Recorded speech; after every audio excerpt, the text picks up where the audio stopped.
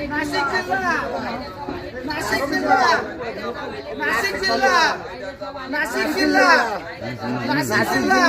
नाशिक जिल्हा नाशिक जिल्हा नाशिक जिल्हा नाशिक जिल्हा नाशिक जिल्हा नाशिक जिल्हा नाशिक जिल्हा नाशिक जिल्हा नाशिक जिल्हा कायद्याचा बालेकिल्ला कायद्याचा बालेकिल्ला कायद्याचा बालेकिल्ला कायद्याचा बालेकिल्ला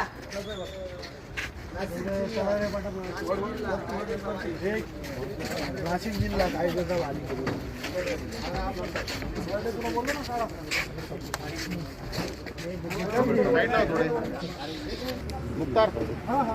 सामने 27 तारखेला अंबड परिसरामध्ये, गंगापूर परिसरामध्ये तसेच म्हसरूळ येथे देखील काही गुन्हेगारांनी दहशत करण्याचा प्रयत्न केला. त्यातील मुख्य गुन्हेगार आहेत कुंदन परदेशी. याने सुरुवातीला म्हसरूळ येथून एका व्यक्तीकडून बळजबरी त्याची एक गाडी ताब्यामध्ये घेतली. त्या गाडीमध्ये त्याचे साथीदार भरले. त्यानंतर त्याने त्याच्या साथीदारासह तो अंबडच्या हद्दीमध्ये सिडको गेला. त्याने तिथे पण दहशत केली. तिथे गाड्यांची तोडफोड केली आणि काही व्यक्तींवर जीवघेणा हल्ला केला.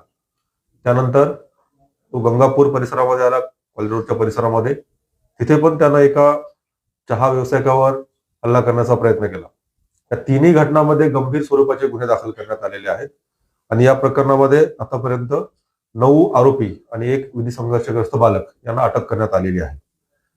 विशेष म्हणजे या आरोपींना अटक करण्यासाठी स्थानिक पोलीस स्टेशन तसेच गुन्हे शाखेची सर्व पथकं यांनी संयुक्तपणे कारवाई केलेली आहे.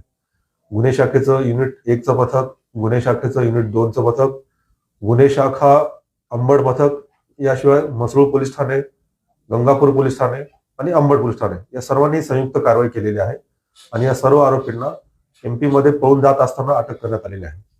या सर्व आरोपींवर गंभीर गुन्हे दाखल करण्यात आलेले आहेत आणि यामध्ये मोका देखील लावण्याची कारवाई सुरू आहे आणि यापुढे देखील जर कोणत्याही गुन्हेगारांनी शहराची शांतता बिघडवण्याचा प्रयत्न केला तर त्यांच्यावर अशीच कठोर कारवाई केली जाईल आणि त्यांना कुठलाही दिलासा दिला जाणार.